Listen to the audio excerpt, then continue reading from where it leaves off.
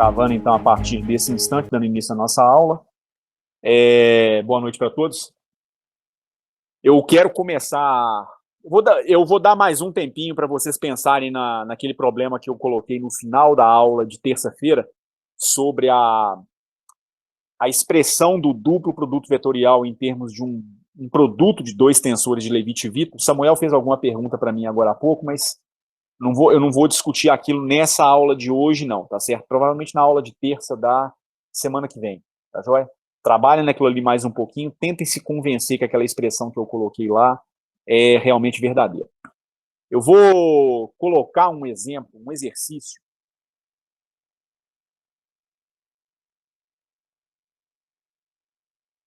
Que eu sempre julgo bastante interessante. É o exercício número 18 do capítulo 3 do livro do Arfkin. É o capítulo intitulado Análise Vetorial. Quer dizer, no Butkov você tem a parte de análise vetorial, de cálculo vetorial no capítulo 1, mas no livro do Arfkin a parte de análise vetorial é no capítulo 3, tá certo? Então, ó, o mapeamento que você faria entre o que você vai estudar no Butkov ou estudar no Arfkin é do capítulo 1 para o capítulo 3. Algo assim, tá certo? E a ideia do problema é mais ou menos a seguinte, eu vou colocar só um resumo do enunciado do problema. Mas você tem duas partículas que são carregadas. Tem mais uma pessoa pedindo um acesso à sala. Só um instante, por favor.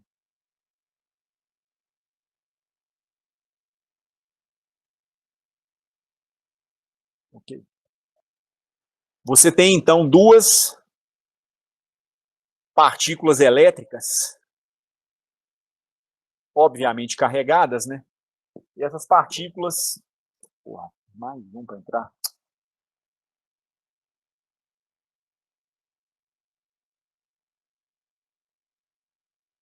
E essas partículas, elas exercem forças uma na outra, em razão do movimento relativo de uma em relação à outra. Essas forças, elas são de origem magnética. Porque uma carga elétrica, quando ela se movimenta, ela cria um campo magnético ao redor dela. Se ela está estática, ela apresenta apenas um campo elétrico. Mas a partir do momento em que ela se movimenta, além do campo elétrico que ela cria, ela também cria um campo magnético.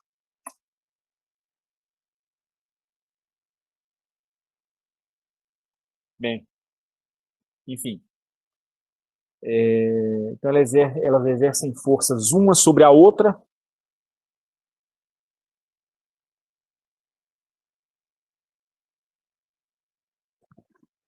porque cada uma cria um campo magnético no local onde a outra se encontra.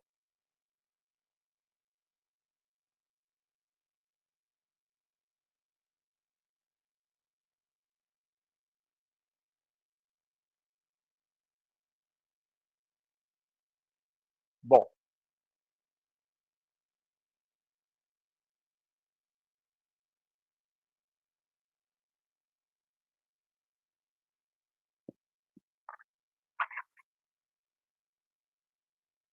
é possível mostrar que essas forças elas são proporcionais ao seguinte produto vetorial.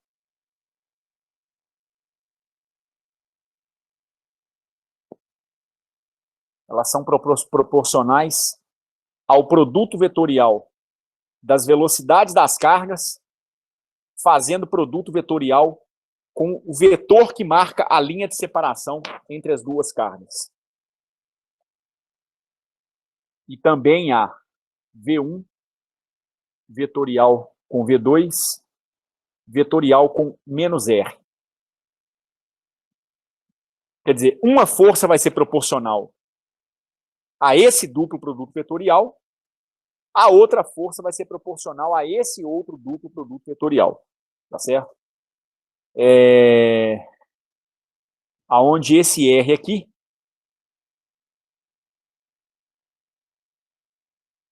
é o vetor distância entre as duas cargas. O que a gente quer mostrar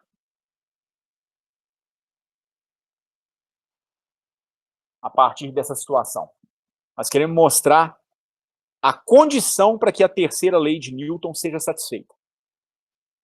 Então a gente vai verificar que, em geral, em problemas envolvendo forças magnéticas, a terceira lei de Newton não vai ser satisfeita.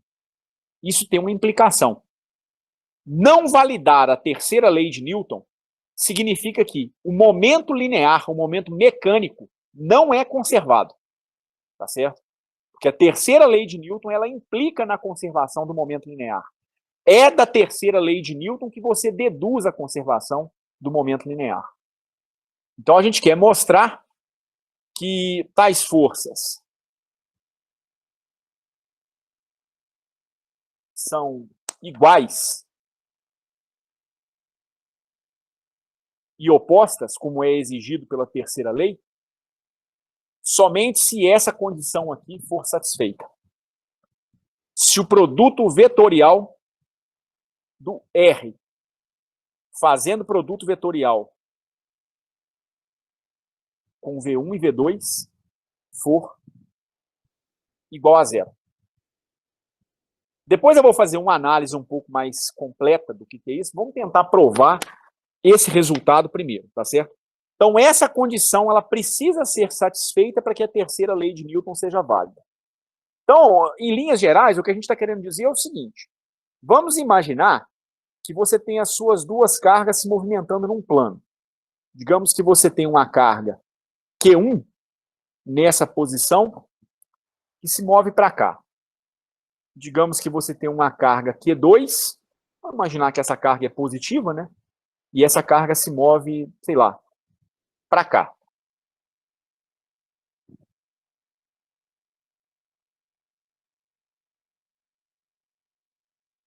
Então aqui eu vou ter o vetor posição da primeira carga, que eu vou chamar de R1. Aqui eu vou ter o vetor posição da segunda carga, que eu vou chamar de R2. Esse vetor R que aparece nessa relação, ele é um vetor dado pela distância de separação entre as duas cargas. Ele seria a diferença vetorial entre R1 e R2, ou R2 e R1, tá certo? Então, basicamente, ele seria esse vetorzinho aqui.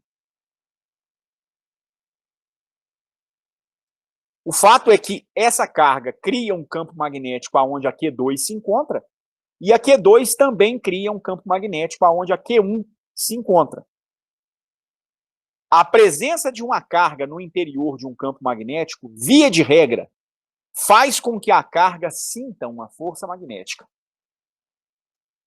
A gente vai verificar que as forças que essas cargas aplicam uma na outra são iguais e opostas, e, portanto, obedecem à terceira lei de Newton, somente se essa condição aqui for satisfeita. Então, a terceira lei de Newton só será satisfeita se essa relação for satisfeita. Tá certo? Vamos verificar, então, o que a gente vai fazer nesse problema. Primeiramente, então, né, nós temos duas cargas.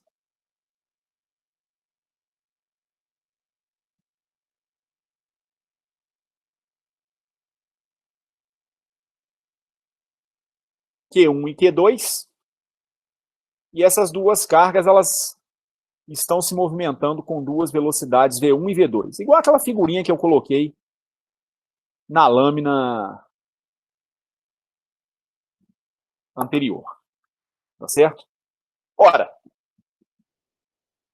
de início, eu vou pensar em escrever essas cargas como quantidades infinitesimais. Por quê? Daqui a pouquinho isso vai ficar mais claro.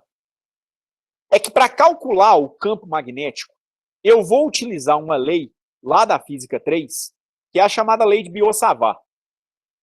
A lei de Biot-Savart, ela me permite calcular o campo magnético provocado por uma única carga, desde que essa uma única carga esteja em movimento. Mas supõe-se que a carga seja um infinitesimal. Na verdade, supõe-se que seja um pedacinho de um fio transportando corrente.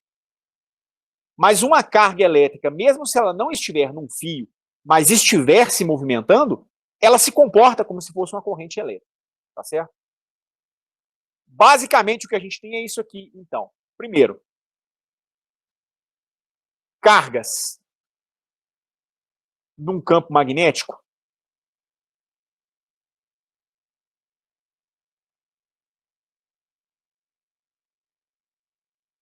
sofrem a ação de forças magnéticas. Ou melhor, sofrem é muito forte. Podem sofrer.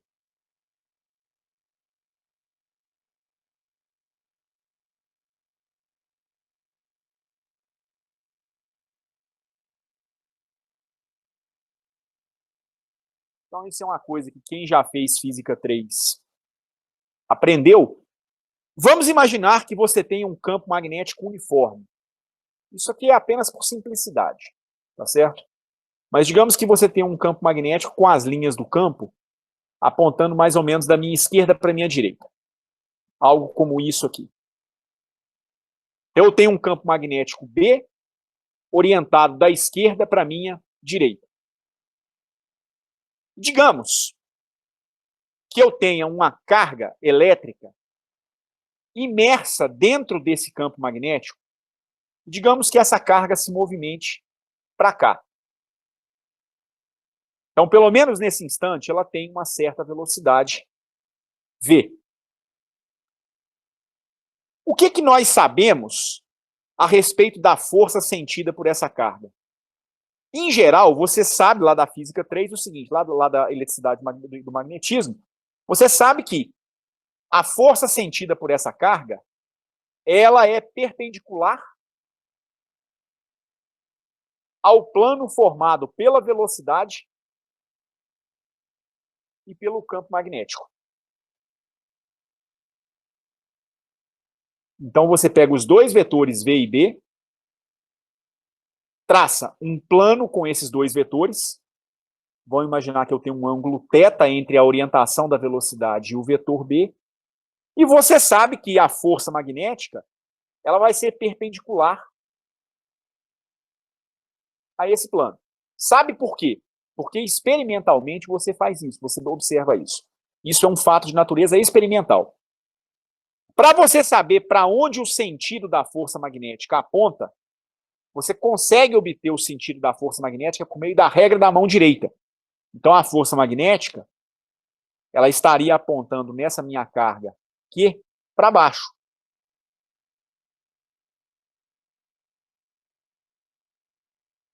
Por que para baixo? Por que não para cima? Porque, na verdade, a força magnética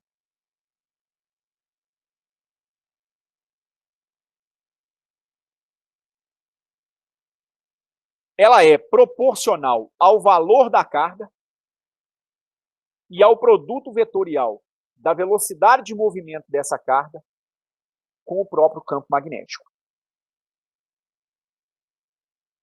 Então, essa é a expressão da força magnética sentida por uma carga que esteja em movimento no seu interior. Então, esse é o primeiro fato que nós temos. Cargas no interior de um campo magnético, em geral, sofrem a ação de forças magnéticas. Por que eu estou dizendo em geral? Porque eu não estou dizendo sempre. Porque como a força magnética é proporcional ao produto vetorial da velocidade com o campo, se a velocidade for paralela ou antiparalela ao campo, o produto vetorial dá zero. Então, se o movimento da carga é alinhado com a linha do campo magnético ou anti-alinhado, ela não sentirá campo magnético. Então, por isso que pode sofrer, mas há situações em que isso não vai acontecer. Mas, em geral, né, exceto se o movimento da carga for paralelo à linha do campo magnético, em geral ela experimenta uma força de natureza magnética, tá certo? Por outro lado, vamos lembrar também lá da física 3, da lei de Biot-Savart. O que a lei de Biot-Savart me permite? Ela me permite calcular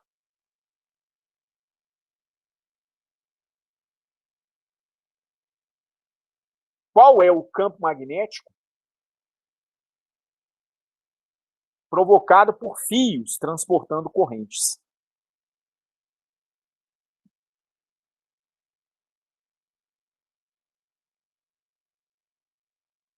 Em tese, não é a nossa situação, porque nós não estamos falando de fios.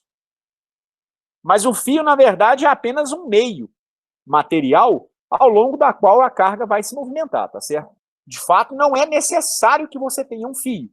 Você precisaria ter um movimento ordenado de cargas elétricas. Isso aí já seria o suficiente para a gente. Então, basicamente, o que a lei de Biot-Savart diz para mim é o seguinte. Digamos que você tenha um movimento de cargas elétricas como esse aqui. Então, você tem várias cargas se movimentando no interior de um fio.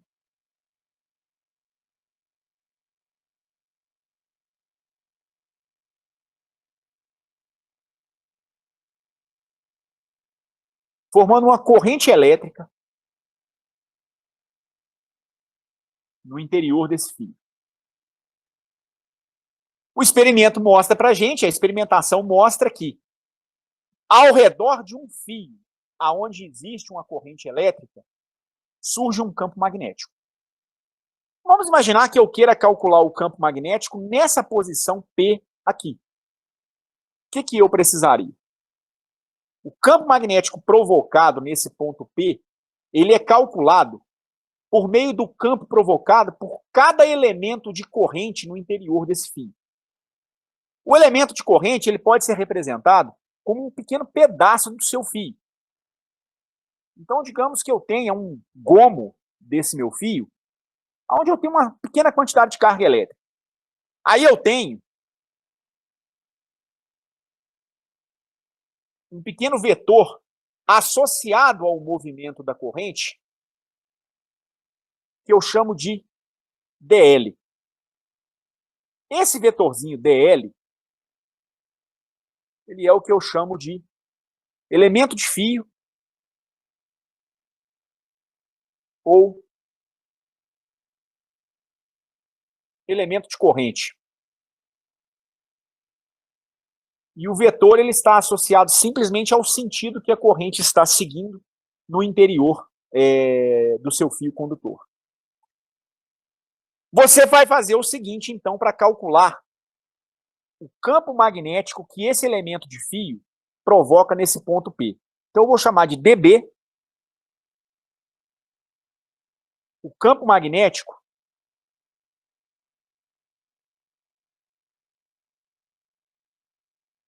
criado por dl, com esse dl transportando uma corrente I,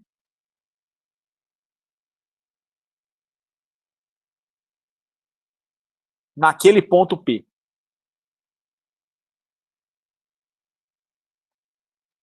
Como é que você calcula esse elemento de campo magnético? Lá na lei de Biot-Savart, você vê que isso aqui é dado por uma constante, expressa como μ0 sobre 4π, vezes o valor da corrente que percorre o elemento de fio, multiplicada pelo vetor elemento de fio dl, fazendo produto vetorial com um vetor R. Que vetor R é esse? É o vetor que marca a posição do seu ponto em relação ao local em que você quer o campo magnético. Aliás, do ponto em relação ao elemento de fio. Então, se o seu elemento de fio está aqui, você traça um vetor do elemento de fio até o local em que você quer o campo magnético. Esse vetor que vem do elemento de fio para o local em que eu quero o campo magnético, ele é chamado de R. Se assemelha a um vetor posição. É o vetor posição do ponto em relação ao elemento de fio. Então, para cada porção do seu fio, o R ele vai ter um valor diferente, vai ser um vetor diferente. Se eu pegasse esse elemento aqui, por exemplo, o R ele seria marcado ao longo dessa direção e desse sentido. Ora, essa expressão que eu estou montando nesse momento, que ainda não está completa, ela me dá o campo magnético total? Na verdade, não. Ela me dá o campo magnético de apenas um pequeno pedaço do fio transportando corrente. Não é o campo magnético total. O campo magnético total naquele ponto, ele seria, na verdade, uma integral vetorial. É a integral do elemento de campo dB. Mas eu não vou entrar em detalhes disso, porque nossa aula, de fato, não é Física 3, né? A gente está explorando algo lá da Física 3 para pensar na solução desse nosso problema. Tá certo? Vamos pensar, então, na situação do nosso problema. No nosso problema, a gente tem o seguinte. Eu tenho uma carga que eu vou chamar de dQ1, e eu tenho aqui uma outra carga que eu vou chamar de dQ2. Ora, essas cargas elas estariam, como naquela figura, posicionadas em relação a uma certa origem, por meio de um vetor, aqui um vetor R1, aqui um vetor R2, e aí eu tenho uma linha, um vetor que marca a posição da carga 2 em relação à carga 1. Que é esse vetor aqui, que eu chamei de R vetor. Eu posso também colocar um vetorzinho unitário ao longo da direção que une a primeira à segunda carga, que eu vou chamar de R chapéu. Então, o R chapéu, ele é um vetor orientado ao longo do vetor R flecha, o vetor que une a primeira à segunda carga. Digamos que essa carga V1 esteja se movimentando nessa direção, com uma velocidade V2. Digamos que a carga 2 esteja se movimentando nessa outra direção, com uma velocidade V2. Aliás, V1 para essa carga aqui e V2 para essa outra carga. Então você sabe o seguinte, a carga em movimento, ela cria um campo magnético ao seu redor. Então, essa carga dQ1, ela vai criar um campo magnético na posição em que a Q2 se encontra. A Q2, por sua vez, vai criar um campo magnético na posição em que a dQ1 se encontra.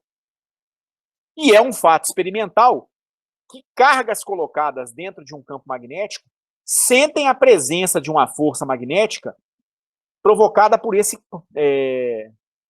campo. Então, nós não sabemos ainda que campo é esse. Vamos construir esses dois campos.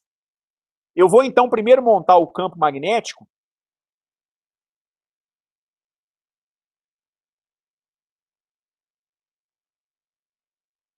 que a minha carga dQ1 provoca na posição dQ2, ou melhor, na posição de dQ2. Da lei de Biot-Savart, a gente sabe o seguinte: o elemento de campo magnético ele é dado por μ0, que é uma constante, sobre 4π, vezes o valor da corrente, vezes um elemento de fio ou elemento de deslocamento, dl, fazendo produto vetorial com o vetor que une a carga, o pedaço de corrente até o local em que eu quero o campo magnético, dividido por R ao quadrado. Aí você fica se perguntando, puxa, mas como é que eu vou representar essas coisas? Como é que eu vou calcular esse campo magnético com essas coisas que eu tenho no nosso problema? Quem é que vai ser meu DL, por exemplo? Como é que eu vou expressar esse meu DL? Isso não é um problema em si. Apenas percebam o seguinte: o DL ele representa um pedaço de fio por onde a carga vai passar. Mas o fio é apenas um meio material feito de cobre, chumbo, ferro, alumínio, ao longo da qual as cargas se movimentam. Faz muito sentido em termos de circuitos elétricos. Mas no interior de um gás, por exemplo, você não precisa pensar que você tem um fio ali dentro. Mas você tem várias partículas carregadas lá dentro, ou pode ter várias partículas eletricamente carregadas lá dentro, formando uma corrente. Só não há um meio material sólido ao longo da qual as cargas vão se movimentar. Então, o fio é muito próprio daquilo que a gente faz lá em Física 3, mas não tem que ser a regra geral, tá certo? Então, de uma maneira mais geral, eu poderia dizer o seguinte: a minha carga dQ1, ela vai sofrer um deslocamento, digamos, nessa direção. Eu vou chamar esse deslocamento de dL1. Análogo, parecido com o deslocamento que a carga tem ao longo de um fio. Deslocamentos, em geral, são paralelos à velocidade. Então, esse deslocamento, ele atua ao longo da direção da velocidade da carga, que eu vou chamar de V1. Para a carga dQ2, eu teria algo parecido. Eu teria a velocidade da carga 2, digamos, apontando nessa direção. Então, aqui eu vou ter um elemento de deslocamento dL2. Aqui eu vou ter um elemento de campo, uma velocidade, melhor dizendo, V2. Mas o campo é expresso em função de uma corrente. E essa montagem que nós estamos fazendo está expressa em função de cargas. Mas isso não é um problema. Por quê? Porque a carga elétrica, ela pode ser relacionada com a corrente elétrica que atravessa um condutor. Na verdade, a carga elétrica é a razão entre a carga que a corrente elétrica é a razão entre a carga que atravessa um pedaço do seu condutor, uma área do seu condutor, em relação ao tempo. Então, o seu campo magnético, provocado por uma corrente, ele poderia ser expresso da seguinte forma: μ0 sobre 4π vezes a carga, que é igual a razão entre a carga, a corrente que é a razão entre a carga e o tempo, né, a derivada da carga em relação ao tempo, vezes produto vetorial de dl com o vetor posição do ponto em que eu quero o campo em relação ao elemento de corrente, dividido por R2. Ué, Quem é o... Pois não. na lei de Biot-Savart não é R chapéu, não? Depende. Se você colocar R chapéu, aqui embaixo fica R ao cubo. Essa é a diferença. Ah, sim, beleza. Entendeu? Eu confundi. Muda, cara. Na verdade, na verdade, Não, você está certo. Você está certo. É R chapéu dividido por R2 mesmo. Se torna... Porque senão a potência ela vai acabar ficando errado mesmo. Você tem razão. É R chapéu dividido por R2. Que pode se transformar em quê? Quem é o R chapéu? O R chapéu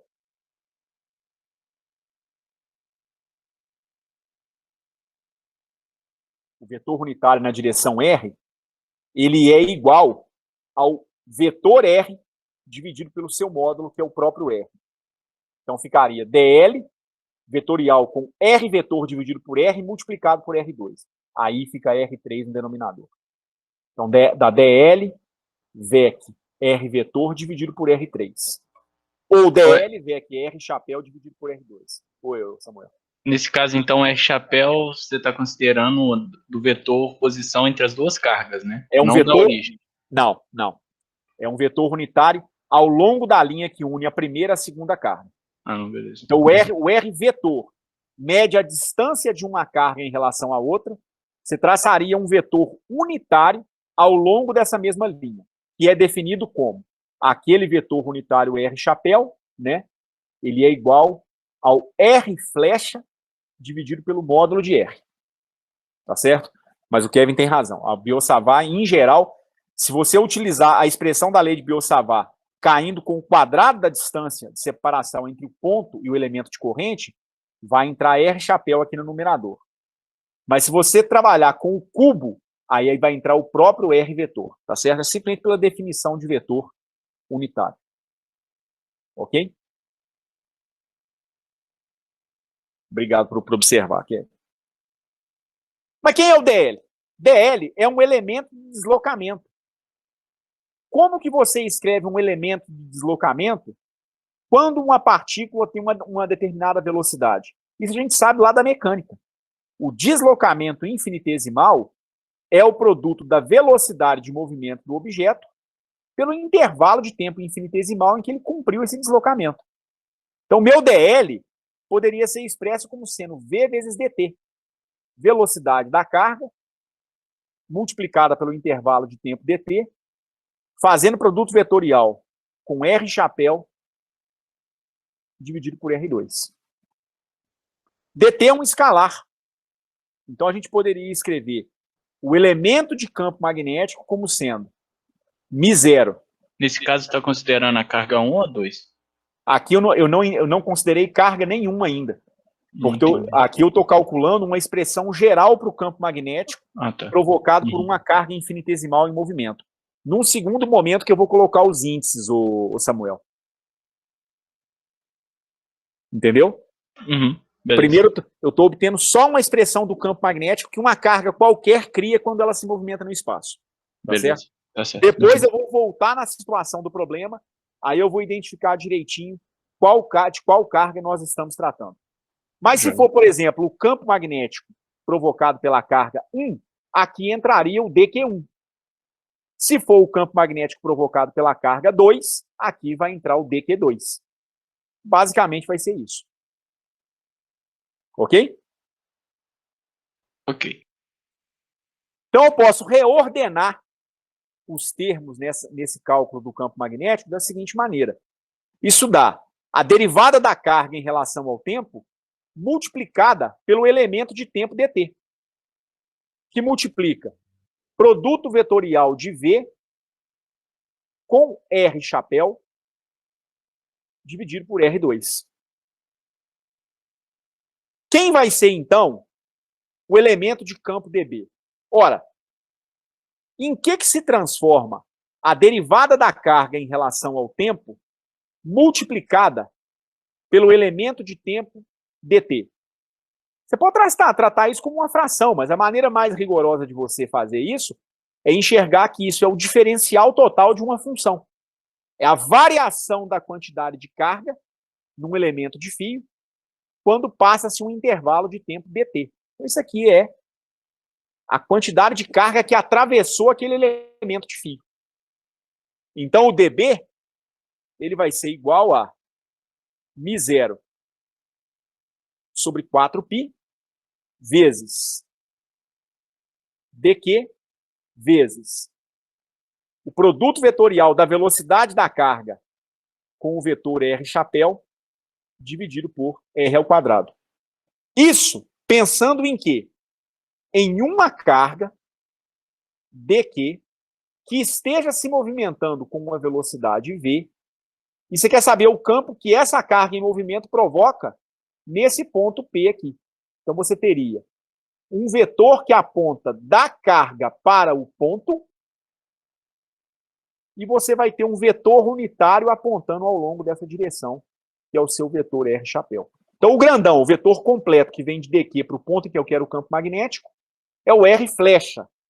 E o R unitário, o R versor, né, é um vetor unitário ao longo da direção do R flecha, ou seja, o vetor total, que é aquele vetor que vem da carga para o ponto em que eu quero o campo magnético. Essa é a expressão do campo magnético para uma carga em movimento.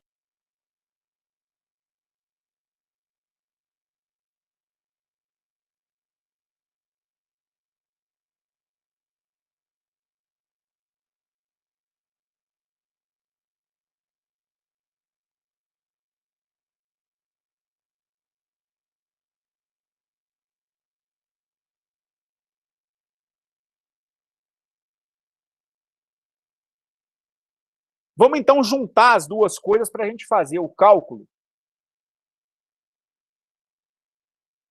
da força magnética.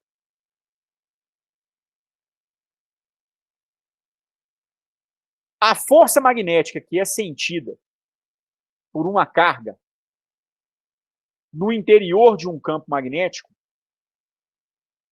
depende da velocidade da carga e do valor da própria carga. Tá certo? Então, esse V aqui é a velocidade da carga aqui.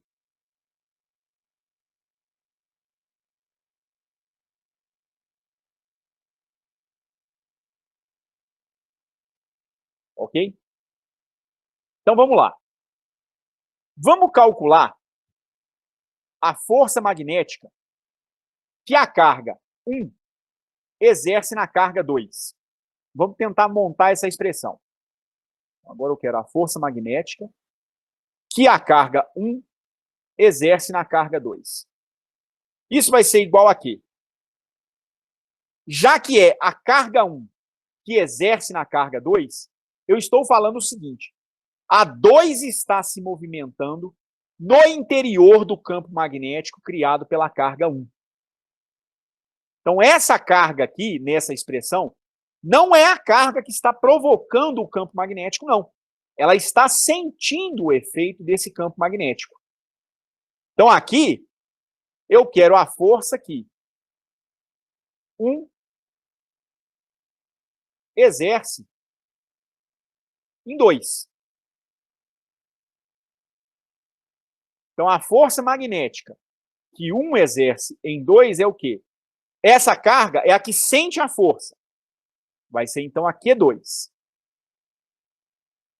Essa velocidade é a velocidade da carga dentro do campo. Então, é a velocidade V2. Fazendo produto vetorial com o campo magnético criado pela carga 1.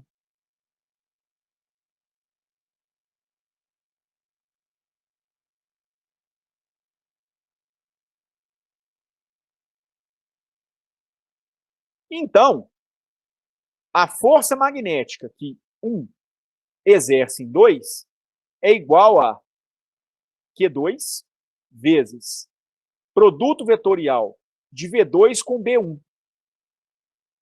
Quem é o B1? Campo magnético criado pela carga 1.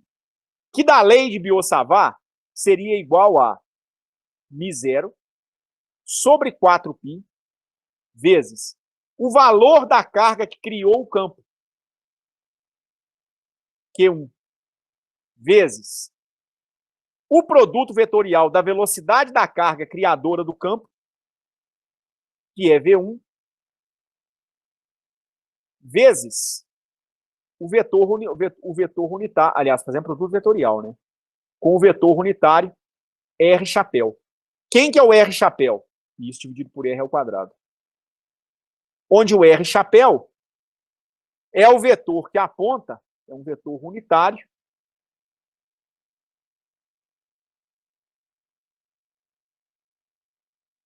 apontando de 1 para 2. Tá certo? Vamos reordenar esses caras aqui. A força magnética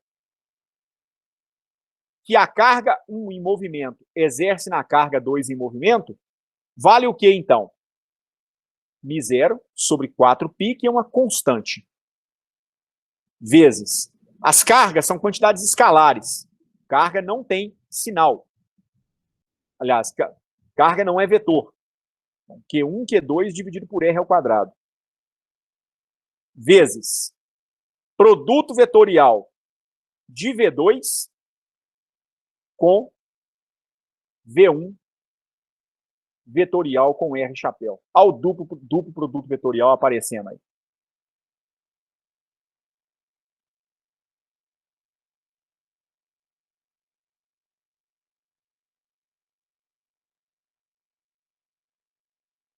Só que agora eu preciso fazer o seguinte. Eu preciso calcular a força magnética que a 2 exerce em 1. Antes que eu passe para essa força, deixa eu perguntar para vocês. Até esse momento, alguma dúvida na solução do problema? Algum ponto que não está claro? Tá dando para acompanhar? Sim. Ed, então a força que 1 exerce em 2 é devido ao campo que a 1 gera. Exatamente. Exatamente. A 1 cria o campo. A 2 sente o campo porque ela se movimentou na região onde existe um campo magnético provocado pela primeira carga. Tá certo? Então, de uma maneira geral,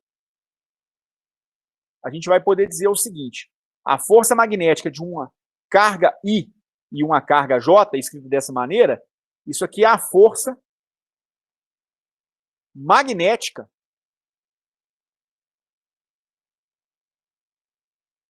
que o campo criado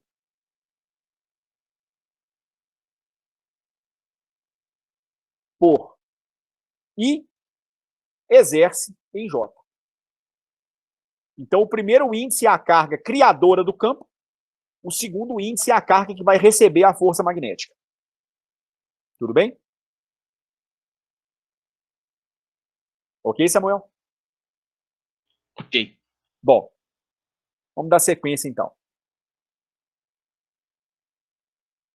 Vejam bem. Num primeiro momento, nós temos isso aqui então. Digamos que está aqui a sua carga 1, está aqui a sua carga 2, a posição ela pode ser absolutamente qualquer. A carga 1 vai criar um campo magnético na posição da 2.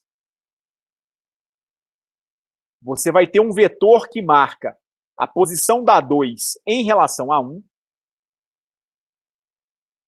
E você vai ter um vetor unitário apontando ao longo da direção que une 1 e 2. Então, aqui eu tenho R chapéu. Aqui eu tenho o meu vetor R flecha. Tá certo?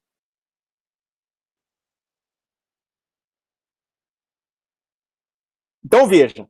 Esse vetor R flecha, ele aponta da carga para o local em que eu quero calcular o campo magnético. Então, o R aponta do elemento de corrente, que no caso é essa nossa carguinha DQ, essa nossa carga Q em movimento,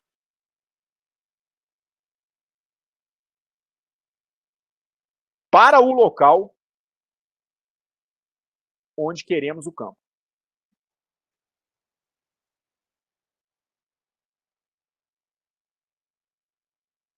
Então, ele vai apontar daqui para cá, se eu estiver me referindo ao campo que a 1 cria na posição da 2.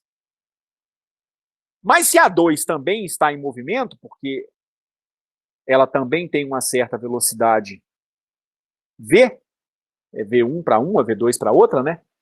Então a carga 2 também vai criar um campo magnético nessa região. Logo, ela cria um campo magnético aonde a carga 1 passa. Ora, se a sua carga 1 está aqui, se a sua carga 2 está mais ou menos nessa posição aqui, você tem essa linha que separa a carga 1 da carga 2, e agora você precisa marcar um vetor posição da carga 1 em relação à carga 2. Por quê? Porque agora você quer avaliar o efeito do campo magnético criado por 2 na posição em que a 1 se encontra. O que eu estou querendo dizer com isso? Eu quero dizer com isso que o vetor que vai marcar a posição da carga 1 em relação à carga 2, ele obviamente tem o mesmo tamanho que aquele que une a 2 para 1 na primeira figura. Mas ele tem a mesma direção e o mesmo sentido?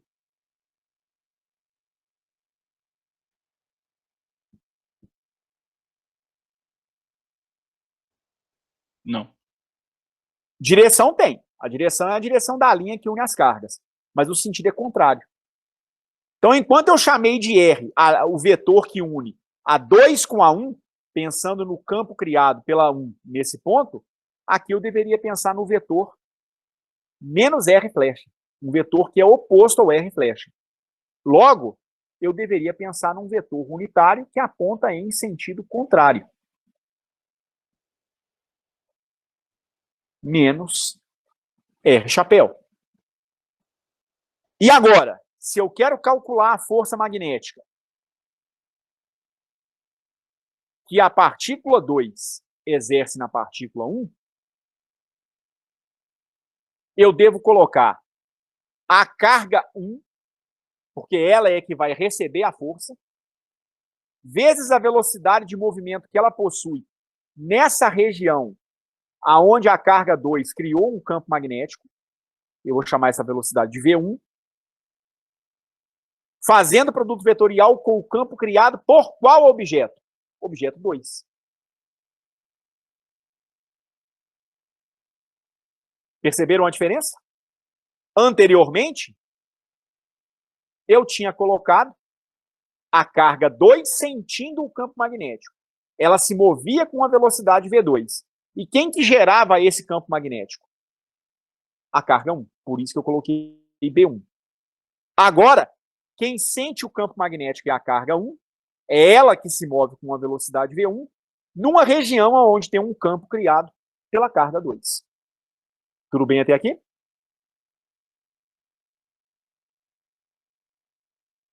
Tudo bem, gente? Tudo bom. Então, vamos lá. Q1, V1, B2. Isso aqui vai ser expresso como Q1 vezes V1 vezes, ou melhor, produto vetorial com B2. Quem vai ser o B2? μ0 sobre 4π vezes o valor da carga 1, criador da carga 2, criadora do campo magnético na posição em que a 1 se encontra, vezes V2, fazendo produto vetorial com menos R chapéu, dividido por R2. Porque você tem que pegar o vetor posição que marca o ponto aonde eu quero o campo magnético em relação à posição do elemento de corrente. O vetor seria o menos R. Você vai pegar o unitário nessa direção, vai pegar o vetor unitário menos R chapéu. Com isso, a força magnética que 2 exerce em 1 pode ser reescrita da seguinte maneira. Isso vai dar μ0 sobre 4π Q1 vezes Q2 dividido por R2 vezes produto vetorial de V1 com produto vetorial de V2 com menos R. R vetor. Vamos guardar essa relação aqui. Agora eu vou fazer o seguinte. Eu vou abrir uma nova lâmina onde eu vou colocar essas duas forças magnéticas. Então vamos primeiro colocar a força magnética que 1 exerce em 2. Isso aqui dá μ0 sobre 4π Q1 vezes Q2 dividido por R ao quadrado vezes V2, que faz o produto vetorial com V1, VEC, R chapéu. Tá certo? Aqui é a velocidade da carga que está sentindo a força magnética. Aqui é a velocidade da carga criadora do campo magnético. Quando eu usei Biot-Savart e a expressão da força magnética para calcular a força que 2 exerce em 1, eu fiquei com μ0 sobre 4π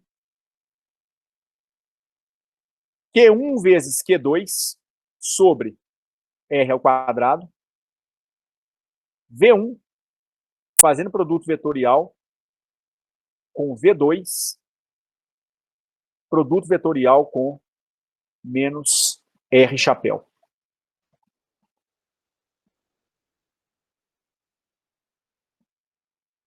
Essa é a expressão da força que 2 exerce em 1. E aí, você vê que as expressões elas são até parecidas. Mas elas não são exatamente iguais porque a gente tem que tomar muito cuidado com o produto vetorial. O produto vetorial não é comutativo. Você inverte a ordem dos vetores e você não tem o mesmo resultado. Por outro lado, as operações que você vai realizar nesses produtos vetoriais aqui, elas são diferentes. Na primeira, eu vou fazer o produto vetorial de V1 com R. E esse resultado vai fazer o produto vetorial com V2. Na segunda, eu faço o produto vetorial de V2 com R, ou menos R, como queiram. Menos eu poderia colocar para fora, né, cá na frente. E o que resultar disso aqui, eu faço o produto vetorial com V1. Então, essas expressões, elas não são exatamente iguais. Podem até parecer, mas elas não são iguais, não. Pelo menos não, ainda não há garantia de que isso é verdade. Vejam só, então. Vamos fazer o seguinte. Eu vou pegar e eu vou aplicar a regra do Baccabi nesses dois produtos vetoriais.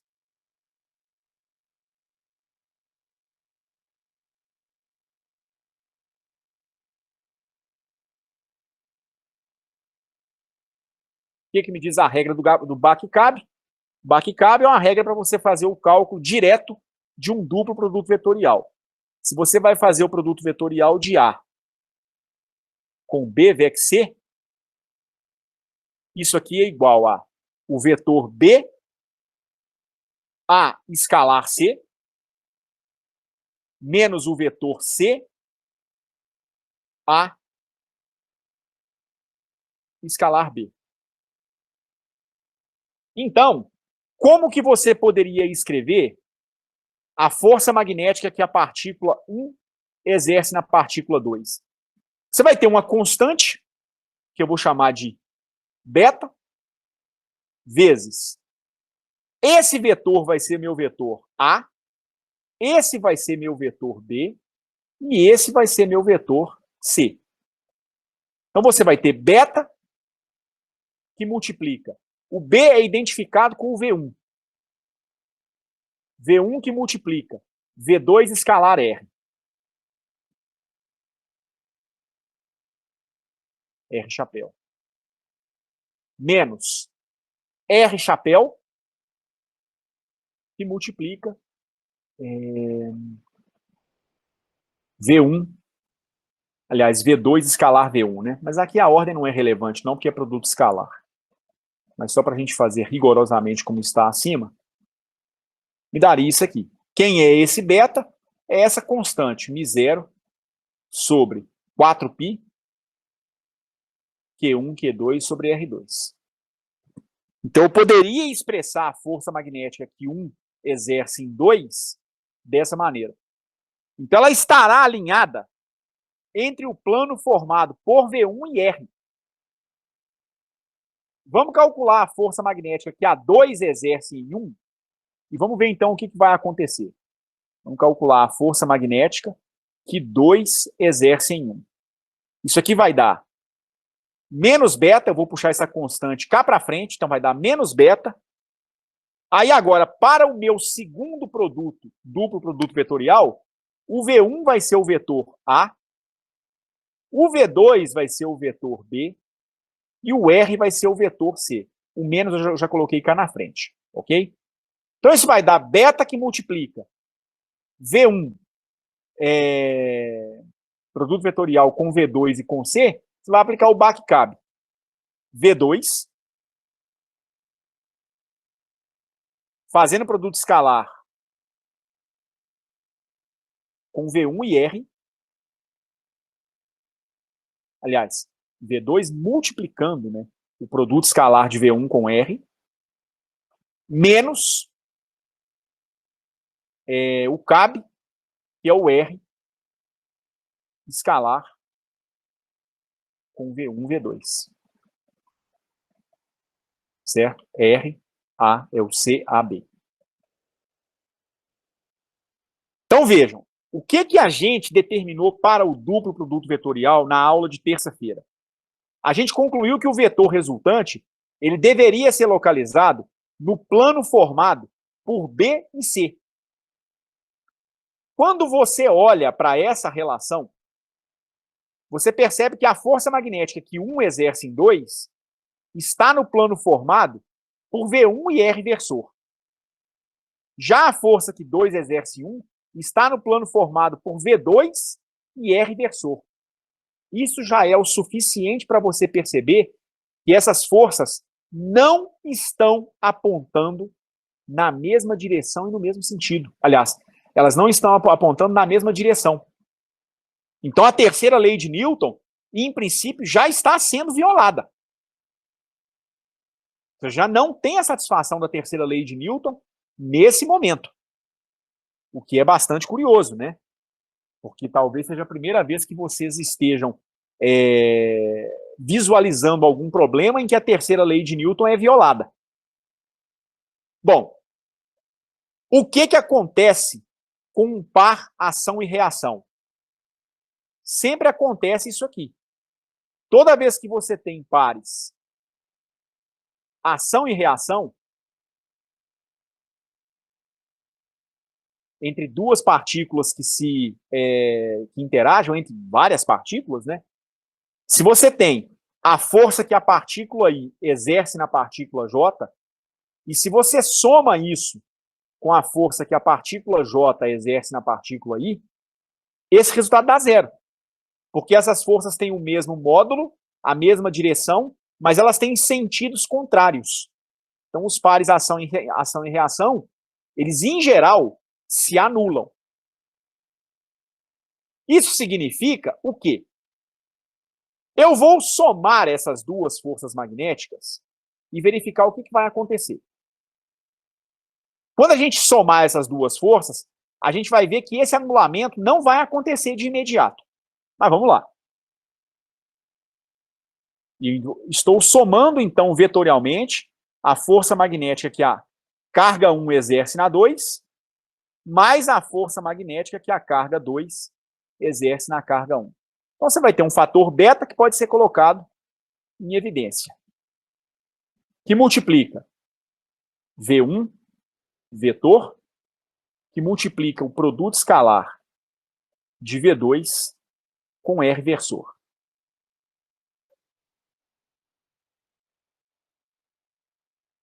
Menos R versor, V2, escalar com V1. Ok? Aí agora você vai ter o seguinte, não se esqueça desse sinal negativo, ele é aplicado aqui dentro. Aí você tem o seguinte, você tem menos V2, V1, velocidade vetor, e escalar com R versor. Menos com menos vai dar mais. R versor, V1 escalar V2.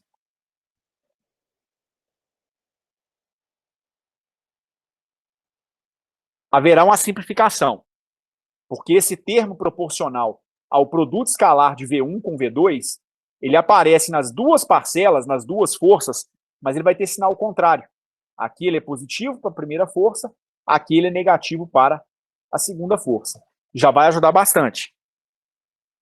Mas o resultado ainda está dando diferente de zero. Então você ainda está violando a terceira lei de Newton.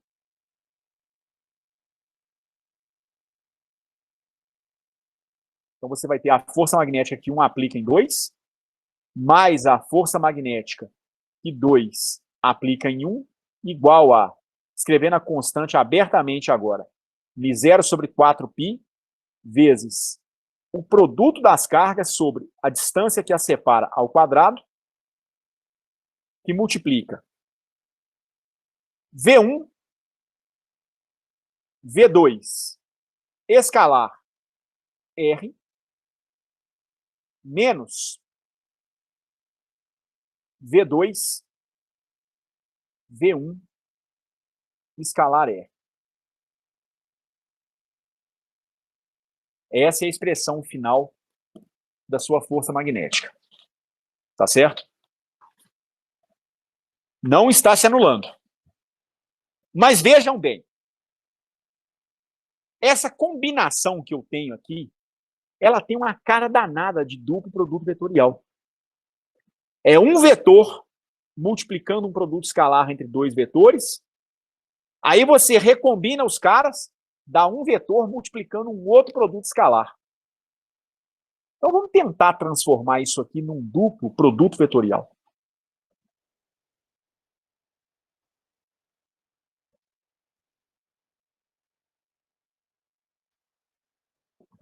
Ora, se eu for fazer o duplo produto vetorial de R com V1 e V2, isso aqui vai ser igual a quê? Isso aqui vai ser igual. Eu vou chamar esse vetor aqui do meio de B, esse aqui da ponta de C e esse aqui de A. E vou meter um backcab nesse negócio aqui. Isso vai dar V1, que multiplica produto escalar do A com o C. R escalar V2. Menos. Aí aqui eu tenho o cab.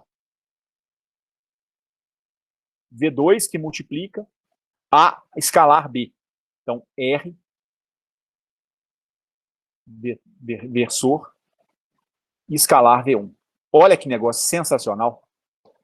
É exatamente esse camarada que apareceu aqui em cima.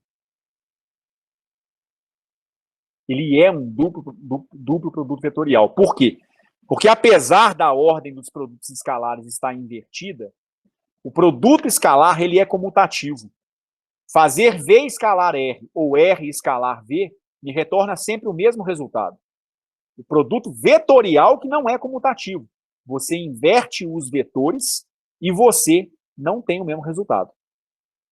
Isso quer dizer o seguinte, que a sua força magnética que um exerce em 2, mais a força magnética que 2 exerce em 1, ela dá μ0 sobre 4π, produto das duas cargas, dividido por R ao quadrado, vezes, ao invés dessa combinação linear de V1 com V2, eu posso escrever isso aqui em termos de um duplo produto vetorial.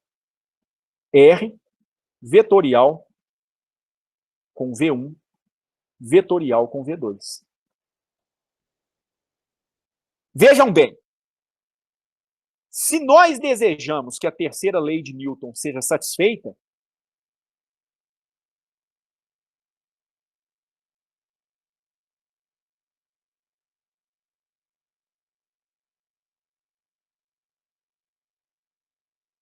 que você precisa exigir? Um par ação e reação para poder satisfazer a terceira lei de Newton, ele tem que obedecer uma relação como essa aqui. Você tem que somar vetorialmente a ação com a reação e o resultado tem que dar 0. Quando você olha para a expressão da sua força magnética, o Q1 não é 0, porque senão a carga 1 não provocaria um campo magnético. O Q2 também não é 0, porque somente um objeto eletricamente carregado em movimento pode ser 0. Se eu quero satisfazer a segunda lei de Newton, eu preciso exigir que a força magnética que 1 exerce em 2, somada com a força magnética que 2 exerce em 1, seja igual a 0. Não dá para anular esse coeficiente aqui. Mas dá para anular se eu obedecer a essa condição.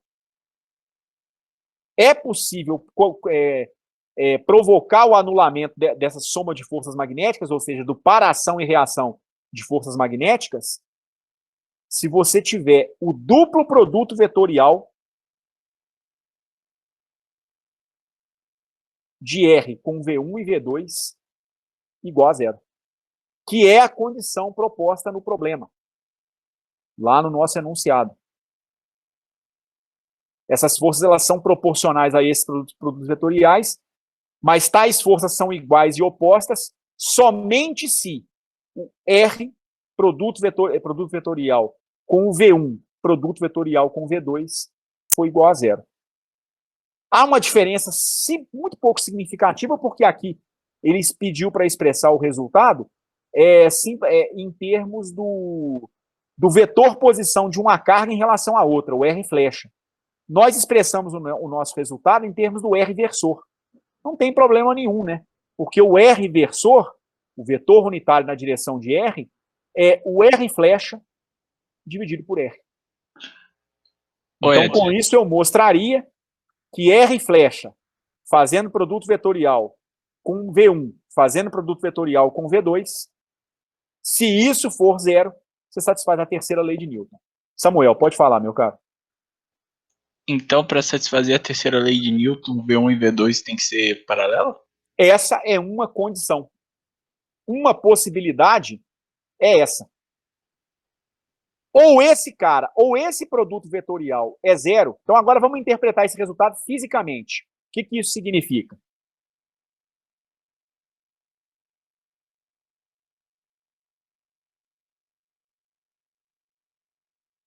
Uma possibilidade é essa aqui. Anular esse produto vetorial. Então o V1 fazendo produto vetorial com V2 tem que ser igual a zero. Quando um produto vetorial é zero? Quando os dois vetores eles são paralelos. Se essa condição acontecer, as cargas movem-se na mesma direção.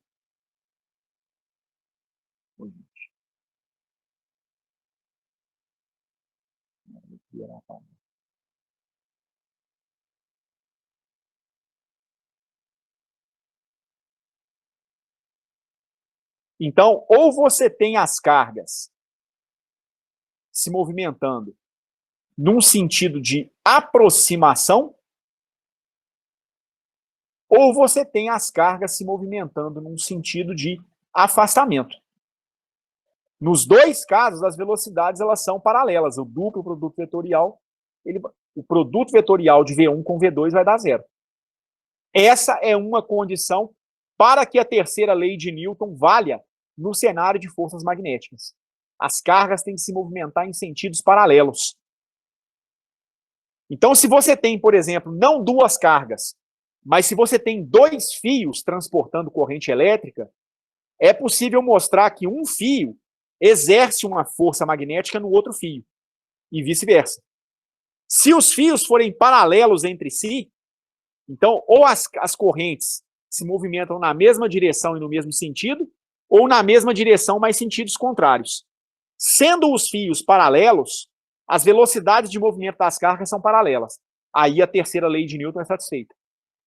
Mas se um fio for oblíquo em relação ao outro, você já não consegue mais garantir a validade da terceira lei de Newton. Em geral, ela não vai valer. Então, essa é uma primeira condição. Agora, tem uma segunda. A segunda, ela é mais difícil de enxergar geometricamente, que é a seguinte. Se o R versor, fazendo produto vetorial com V1, V2, é igual a zero, vamos chamar isso aqui de um vetor D, uma possibilidade é que o R, fazendo produto vetorial com esse vetor D, seja igual a zero. Mas veja bem, quando você realiza um produto vetorial entre dois vetores,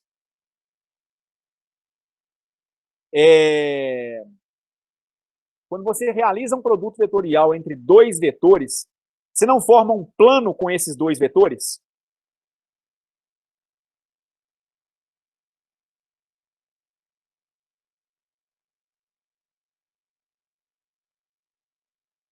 Sim ou não, gente? Esses dois vetores não vão definir um plano no espaço? Uhum.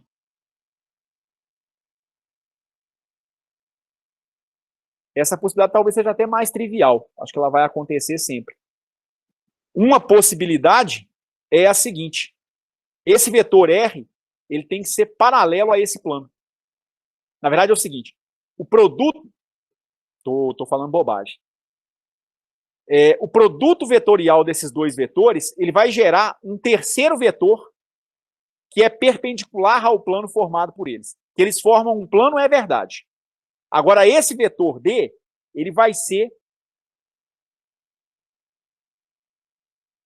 perpendicular ao plano formado por V1 e V2.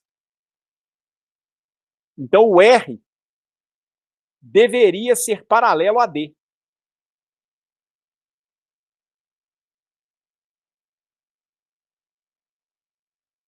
se você vai fazer de V1 para V2, né? Então, o seu vetor dele vai apontar para baixo, usando a regra da mão direita. Ok?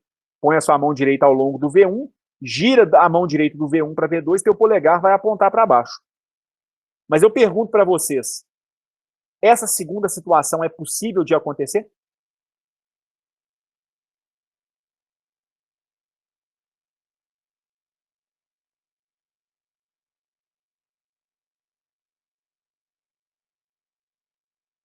É possível imaginar um cenário em que o vetor unitário que marca a posição de uma carga em relação à outra seja paralelo a esse vetor D, que é o produto vetorial de V1 com V2?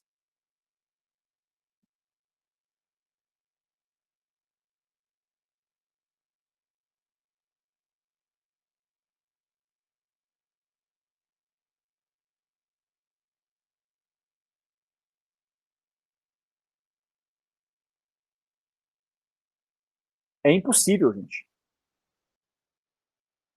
Vamos fazer a seguinte construção.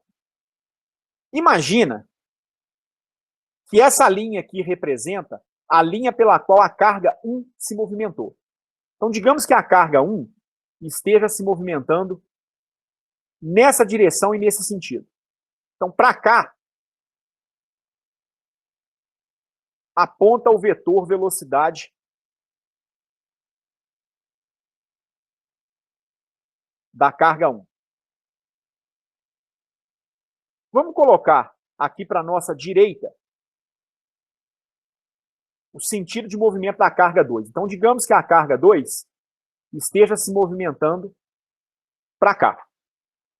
Então, ao longo dessa direção e desse sentido, fazendo um ângulo θ com a direção do V1, ao longo dessa direção e desse sentido, eu teria o vetor velocidade da carga 2. Quando você somou as duas forças magnéticas, para tentar verificar a validade da terceira lei de Newton, você observou que ela deveria ser proporcional, a soma dessas forças magnéticas deveria ser proporcional ao vetor unitário que marca a posição de uma carga em relação à outra, fazendo o produto vetorial com o produto vetorial das velocidades. Pense bem, digamos que a sua carga 1 esteja aqui.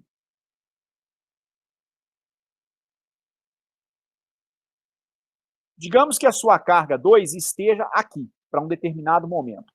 Então, aqui eu tenho Q2, aqui eu tenho Q1. Eu coloquei Q2 como vetor, estou ficando doido, né? Como é que você vai marcar esse vetor R unitário? Ora, esse vetor, ele vem da primeira para a segunda carga. Ou melhor dizendo, da carga criadora do campo para a carga que vai sentir o efeito do campo magnético. Você vai ter um vetor R flecha apontando daqui para cá. E o R vetor, ele está aqui. É um vetor unitário ao longo dessa direção e desse sentido. Bem, e daí? Daí o seguinte. Esse vetor, ele sempre está alinhado da primeira para a segunda partícula. Então, a cada instante de tempo, ele está no plano contido pela velocidade da partícula 1 e a velocidade da partícula 2. Como ele faz produto vetorial com V1 e V2, o produto vetorial de V1 com V2, a gente mostrou acima, vai apontar verticalmente para baixo, aplicando-se a regra da mão direita. Então eu pergunto para vocês, qual é o ângulo formado entre esse vetor R, ou o seu unitário R chapéu, e o vetor D?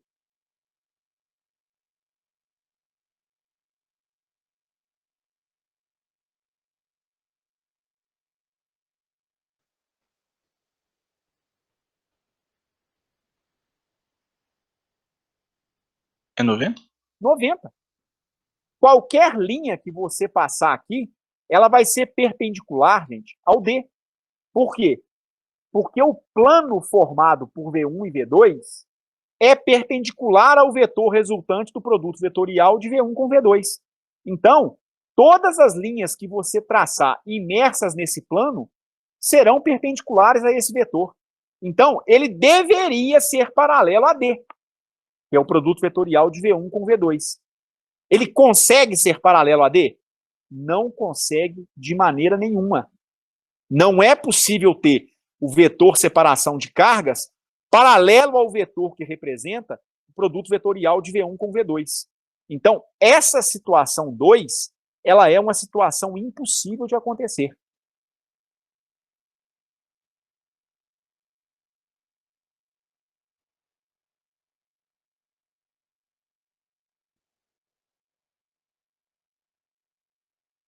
Ela só ocorre se o movimento das cargas for paralelo.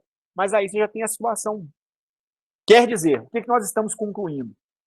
Que para que a força magnética entre cargas em movimento obedeça à terceira lei de Newton, a condição necessária para que isso aconteça é que as cargas se movimentem ao longo de uma mesma linha. O movimento delas tem que ser paralelo ou antiparalelo. Se isso não acontecer, a terceira lei de Newton não vai ser obedecida. Ok? Vocês entenderam em linhas gerais? Querem fazer alguma pergunta, algum ponto que não esteja claro? Por mim, de boa, tranquilo. É bem legal, né? Bem bonito. É bem legal.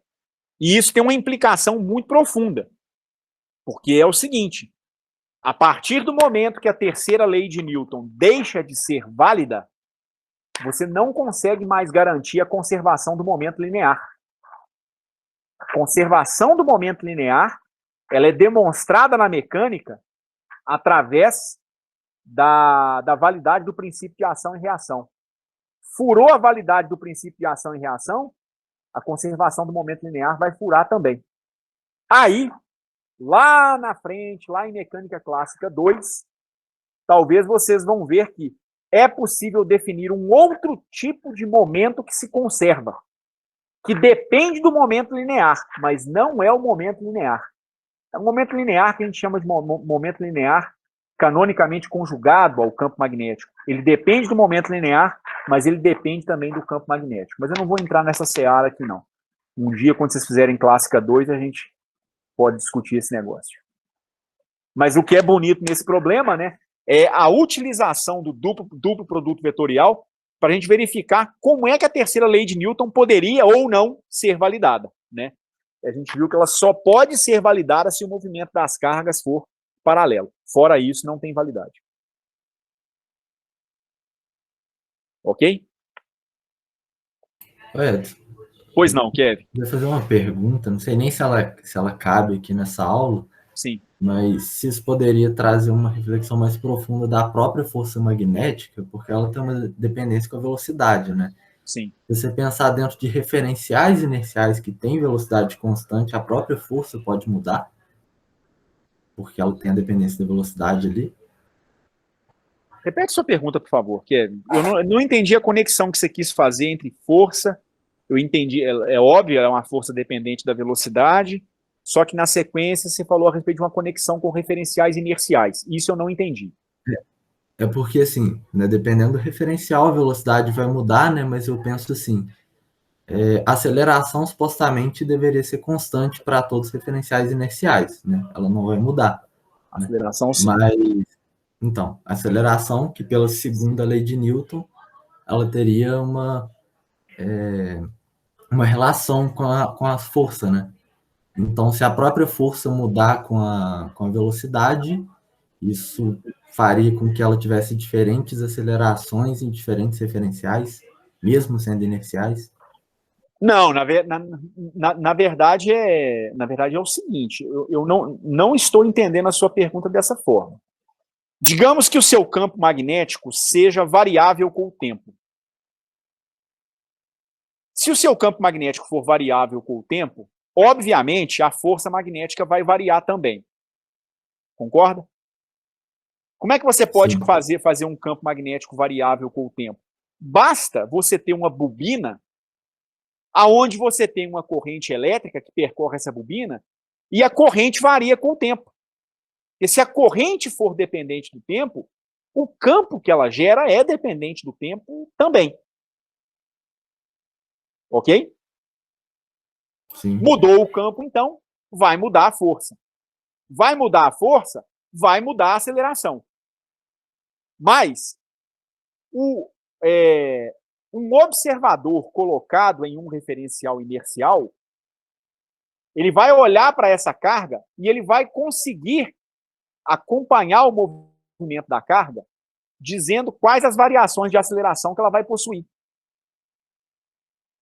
O que não será inercial, Kevin, é um referencial colocado na própria carga.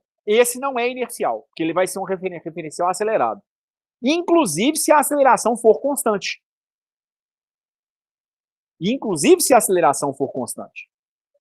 Mas se você tiver um observador parado, imagina alguém lá no LHC, na fronteira da Suíça com a França. Você coloca um feixe de partículas dentro do LHC. Ele vai se movimentar dentro de um grande tubo, né? Um tubo de seção reta circular. 27 quilômetros de comprimento, na forma de um círculo. Você vai variando o campo magnético para você fornecer energia para as partículas e elas aumentarem a sua velocidade cada vez mais. Ou seja, elas acelerarem. Porém, se você coloca um físico dentro do LHC, observando esse experimento, ele está num referencial que é a Terra, muito próximo de um referencial inercial. Então, não há uma referência no referencial inercial, Kevin, de que a aceleração do objeto seja constante. A aceleração pode ser variável do objeto. O referencial é que não pode ter aceleração. Portanto, se você mudar o referencial e colocar um referencial na carga em movimento e imaginar que essa carga está acelerada, e vai estar, né, porque ela vai estar sujeita à presença de uma força magnética, na pior das hipóteses, ela fica sujeita a uma força centrípeta. Porque a força magnética vai desempenhar o papel de uma força centrípeta. Não dá para você colocar um referencial em cima da carga e querer dizer que esse referencial é inercial, porque ele é acelerado. Ele se move junto com o movimento da carga. Mas você pode colocar alguém confortavelmente sentado num sofá, observando esse experimento, e esse camarada está no referencial inercial. Então ele consegue verificar como é que a aceleração vai ser variável com o tempo, como é que a força vai ser variável com o tempo, usando a segunda lei de Newton. No referencial inercial, dá para aplicar a segunda lei de Newton. O que não daria é para aplicar a segunda lei de Newton num referencial colocado na carga. Porque esse vai ser não inercial. Esse vai ser não inercial. Não sei se isso responde a sua pergunta, e eu não sei se eu entendi exatamente o que você quis me perguntar. Cara, eu acho que não foi muito bem isso, não, mas depois a gente pode discutir, senão toma muito tempo da aula aí, cara. Não, pode perguntar de novo, porque eu mesmo fico curioso, pode ficar à vontade. Não, é só se uma questão se a própria. Não estou colocando um referencial em um objeto acelerado. Estou pensando dois referenciais inerciais diferentes, observando um objeto sujeito à força magnética. Sim. Né? Esses dois referenciais têm velocidades diferentes, né? Eles podem acabar vendo a velocidade da partícula diferente. Então, ela sofreria uma força, no que eu estou pensando, diferente. É isso que eu quis dizer. É verdade. Só que os observadores também vão enxergar, Kevin, campos magnéticos diferentes. Também tem isso. Porque não é só a força que é dependente da velocidade. A força magnética depende da velocidade. Mas o campo magnético depende da velocidade da carga criadora do campo. Então, veja, da lei de Biot-Savart, a gente provou que o campo magnético criado por uma carga em movimento depende da velocidade da carga. Então, o observador colocado os diferentes observadores colocados em diferentes referenciais inerciais, eles vão enxergar não só a velocidade da carga em que você quer sentir o efeito da força diferente, eles também enxergam o efeito do campo diferente. Ou seja, vai mudar o V1 e vai mudar o V2, de tal forma que eles vão concordar na força magnética e eles vão concordar na aceleração sentida pela carga. Isso continua valendo. Sim, beleza. Entendeu? O observador num referencial inercial, ele vai ser, ou vários observadores em diferentes referenciais inerciais, eles vão ver várias velocidades V1 e V2 diferentes. Mas quando elas são combinadas, elas vão gerar a mesma força magnética. E daí a mesma aceleração. É impressionante, beleza, não é? Sim, sim. Eu fiquei pensando se dava na prova matemática disso. Cara, fazendo via transformações de Galileu, dá para fazer. Não é nenhum absurdo, não. Pode dar um pouquinho de trabalho, por quê? Porque se você vai colocar isso aqui relativo a um referencial inercial que esteja em movimento, essa velocidade aqui, ela é modificada, porque é a velocidade da carga mais a velocidade do referencial inercial. Tá certo? Vai ser a velocidade relativa, algo do tipo, enfim, né? Você vai modificar essas velocidades. Mas aí, no final das contas, como você modifica tanto o campo, quanto também modifica a velocidade da outra carga, tudo se compensa no final das contas. Mas eles vão concordar na força e na aceleração. Isso aí eu posso garantir para você. Beleza?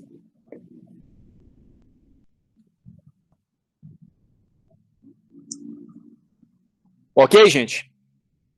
Bom, eu quero fazer um outro problema na sequência. Esse problema ele já não tem conexão com o eletromagnetismo, não. Antes que eu prossiga, não sei se vocês estão aí ainda, mas Karina, Luciana, Amanda, o Yuri... Eu estou aqui. Sim, vocês têm alguma pergunta? Tem alguma pergunta, algum comentário? Eu não, Edson. Também não, professor. Tá dando para seguir. Tá bom. Marco Aurélio, o Vitor. Tá tranquilo, Edson. Tá tranquilo? Não sei se alguém me chamou no chat aqui. Luciano. Luciano, alguma dúvida? Deu para acompanhar a solução?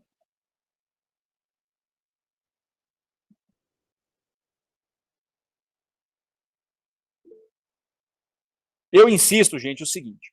Quando vocês puderem, se possível, o mais rápido que puderem, assistam essa aula e tentem refazer esse problema de novo, tá certo? Problemas, quando são apresentados, feitos, eles sempre passam a sensação de que são fáceis. Mas toda engenharia de obra pronta, ela costuma ser tida como fácil mesmo, tá certo? Você só vai ter a verdadeira sensação se um problema de física é fácil ou difícil, mesmo que ele já tenha sido feito, quando você conseguiu fazer por sua própria conta. Então, tentem refazer um problema como esse de novo, tá certo? Eu não acho esse problema, ele não vamos dizer assim, matematicamente complicado. Claro que ele exigiu um pouquinho de coisas lá da física 3, como lembrar da expressão da força magnética, lembrar da lei de Biot-Savart, transformar a lei de Biot-Savart de um elemento de corrente para uma carga que esteja em movimento. Tudo isso foi, de certa maneira, relembrado, pode ter sido novidade para alguns de vocês, tá certo? Aplicar o BAC-CAB num segundo momento foi a parte mais fácil, a bem da verdade, para daí tirar a conclusão final. Então, eu só utilizei o duplo produto vetorial como uma ferramenta para reescrever a soma das forças magnéticas, tá certo? Mas tentem refazer por conta própria, porque tentando fazer por conta própria, que às vezes as dúvidas costumam aparecer. Tá joia?